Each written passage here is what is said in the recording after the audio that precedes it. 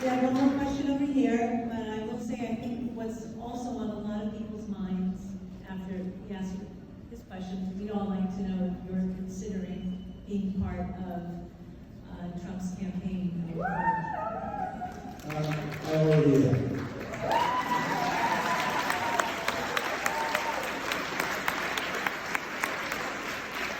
Mr. Manafort, thank you for taking my question. I am Sergeant Adam Garrido, and I'm a United States Air Force Academy grad. For those who don't understand how I'm not an officer, it's because of the Biden administration.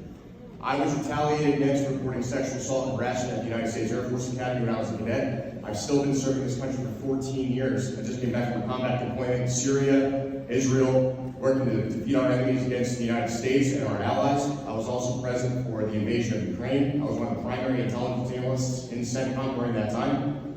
And still, I went to Mr. Lloyd Austin himself and President Biden asking for justice in my case and retaliation for all our soldiers, airmen, Marines, and sailors who have to deal with this transgenderism in the military. Can the Republican Party and can Donald Trump help hold officers accountable and help reinvigorate our military to get young men and women inspired to join the military and continue to serve despite all the injustices that we've received over the past 4 insufferable years under this person who calls himself a commander-in-chief? Thank you for your service. First, thank you for your service.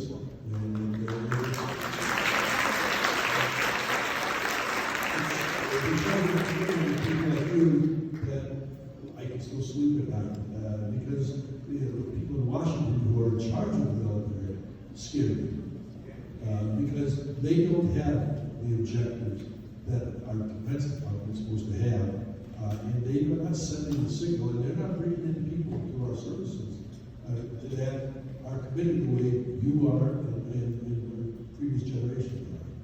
But I think to inspire new people, you need to have a president that inspires the country.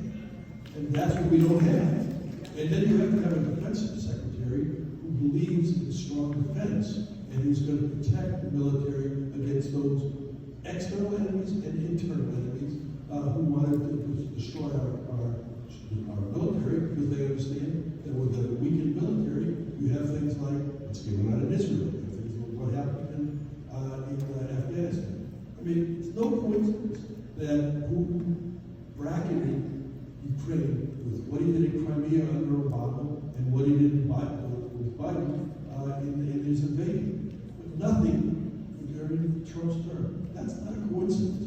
That's because leadership matters, a strong president matters, and when the world understands, and I've been traveling the world, I'm telling you right now, all these leaders that the media says, oh, they're so upset that Trump's coming back. They're not upset. They know they need a strong president because Biden, while they may agree with his philosophy, is what's made the world an unsafe place. And so the world leaders know that they need Trump more than we need Trump in order to protect themselves. And it started with Poland. I mean, it started with the head of NATO, who said NATO is stronger today. Tell them what, NATO is stronger today because of what Donald Trump did. Not what Joe Biden did, but what Donald Trump did to make sure that countries were paid their fair share. So the answer to your question is you need a president who believes in the country, and everything else will come back. And that's what we're going to have.